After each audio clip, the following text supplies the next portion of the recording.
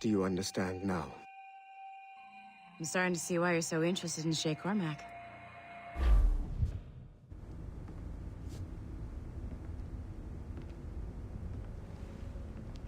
Shay has seen the true face of the world, and he has chosen his path accordingly.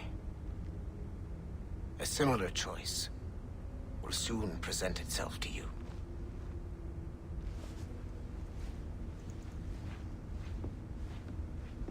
I did not think you'd get this far, but you seem to be on the right track. We still can't access the servers in the basement, but there's another one located at the top of the building near Melanie's office. That's your next stop.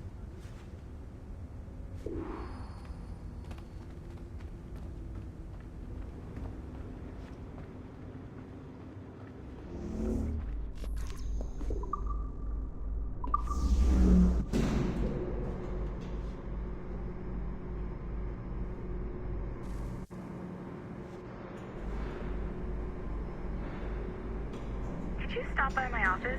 We need to have a talk.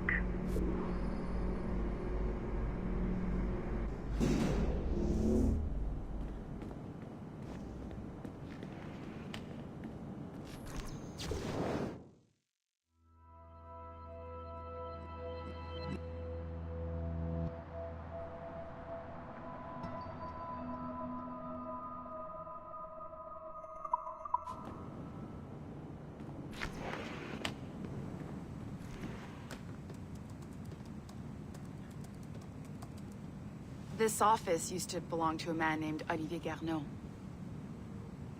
He was my predecessor as Chief Creative Officer of Abstergo Entertainment. Otto Berg is a representative from our parent company, Abstergo Industries. He's showing you the true history of the world, just like they showed me.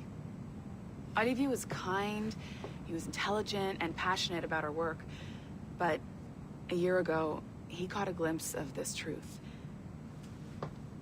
They never found his body.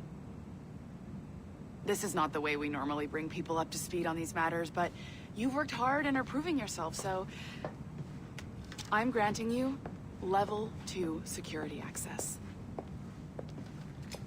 The servers on this floor should unlock more of Shay's memories.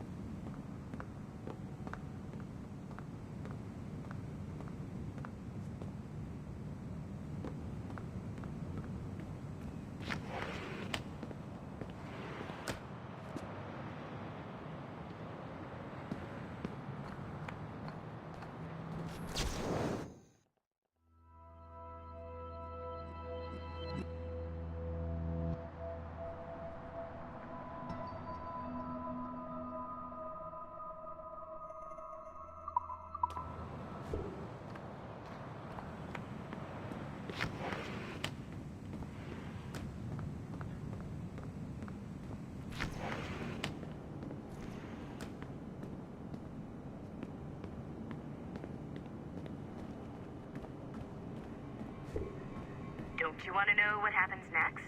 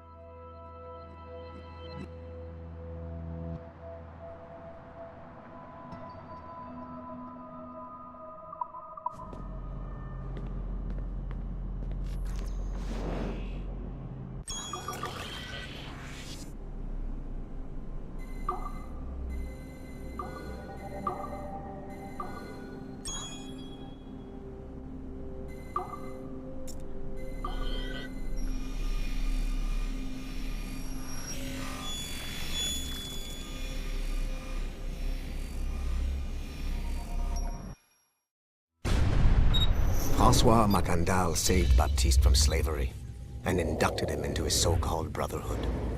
Macandal was a vicious mentor, and in his desperate attempt to liberate slaves, he broke his own creed by indiscriminately killing nobles. Misguided as they are, Some assassins are honorable. Macandal was not one of them. Thanks to the calculating genius of Madeleine de Lille, the Templars made an example of Macandal by way of public execution in 1758. His pathetic excuse for a brotherhood quickly fell apart. When his comrade and childhood friend Agathe fled to Louisiana, Baptiste saw the futility of his former life in Macandal's brotherhood. Madeleine saw Baptiste's potential and instructed her Templars in New Orleans to strike a deal with him. If he could draw Agathe out of hiding and eliminate him, he would be granted a place in the Templar Order. Although Baptiste was killed by the assassin Aveline de Grandpré, his path clearly demonstrates the inherent superiority of Templar ideals over assassin terrorism.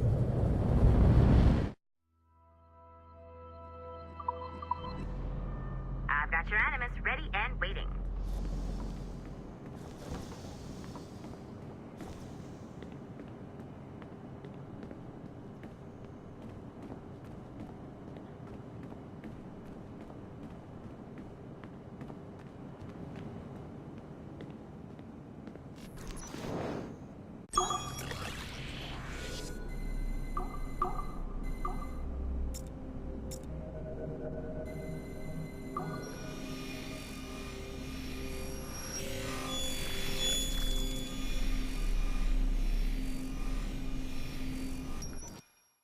The first civilization entity known as Juno re-emerged from the Grand Temple in New York in December 2012.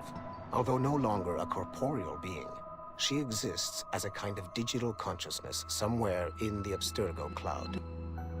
To accomplish her goals in the real world, Juno uses two types of people. The first is another precursor consciousness that emerges in a human being at random. This person is commonly known as a sage. Juno also holds sway over a group of disciples called the Instruments of the First Will, who believe it is humanity's natural role to serve the first civilization. Abstergo is currently using the First Will as a cheap and hands-off way of acquiring pieces of Eden and other relics. However, I suspect that the reverse is also true, that they are using our resources to locate objects that will help them further their own goals. I do not trust them, but for now, all I can do is have Da Costa monitor their activities. Juno's motives are unclear. Although she has made one attempt to possess a corporeal body, she appears to be more powerful as a digital entity. Agent Da Costa fears that should humanity ever achieve singularity, a fusion of humanity and machines, Juno would become unstoppable. Ironically, it is Abstergo itself which is driving civilization in that direction.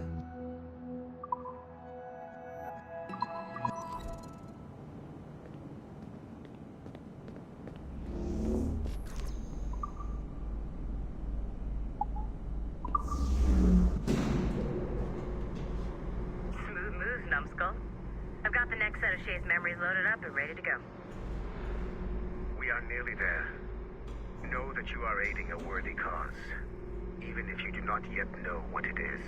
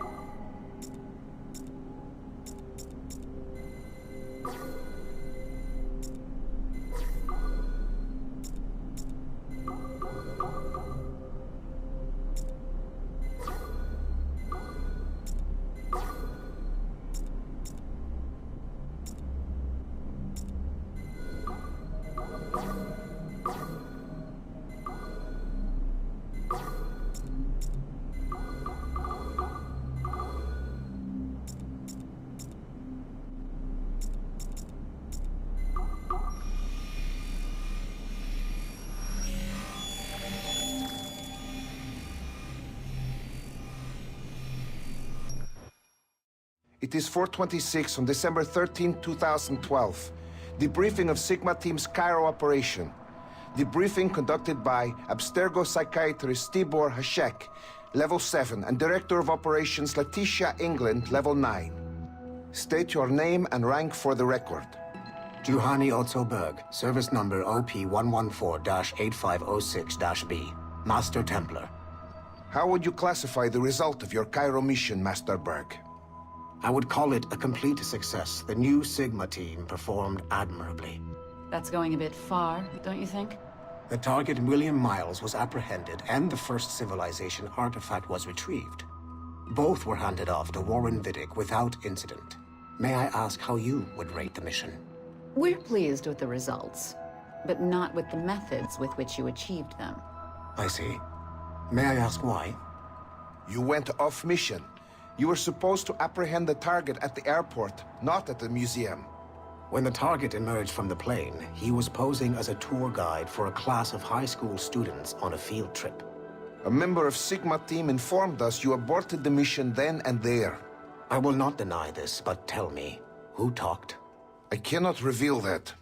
No matter, I will find out on my own. Back to business. The target was very smart, but also very sloppy. Explain. The target possessed advanced counter-surveillance techniques, but lacked the skill to implement them properly. The target was trained as an assassin since birth. I am aware. However, it has been many years since he was an active field agent.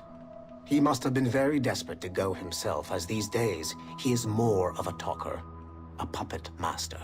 And what are you? A predator. A predator who defied orders because of the presence of some schoolgirls. I prefer to think of myself as one who can choose the most opportune time to strike. The last time I followed orders to the letter was in Florence. That did not end well for anyone. Was it that? Or did the students perhaps remind you of your daughter? I separate my work and personal life completely. Your daughter's recovery has been remarkable. I do hope her progress continues. Please, don't. I beg your pardon. I find your attempt to threaten my child vulgar and unnecessary. Explain. Abstergo's pharmaceuticals have given my child a chance at a life free from pain. And I have at last found what I believe to be my calling in life. And for that, we expect obedience. For that you have my loyalty.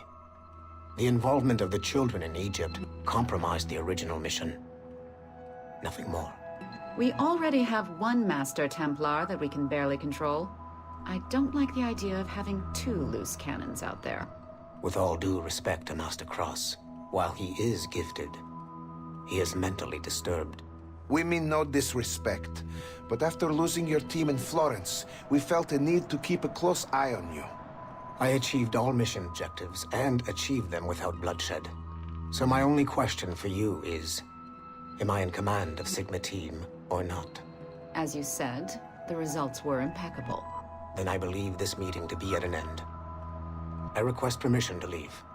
Do you have something more important to do? I am going to find out who among my team talked to you.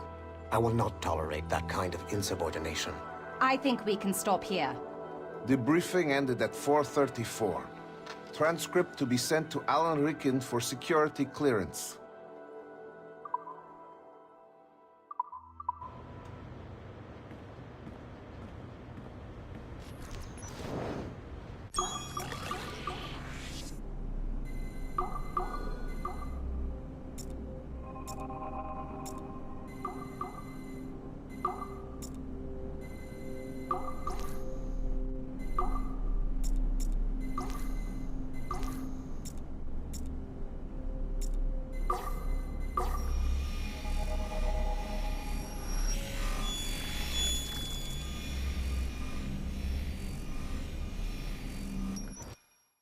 Given the nature of our current investigation, I have been looking at other assassins who, despite themselves, have helped the Templar cause.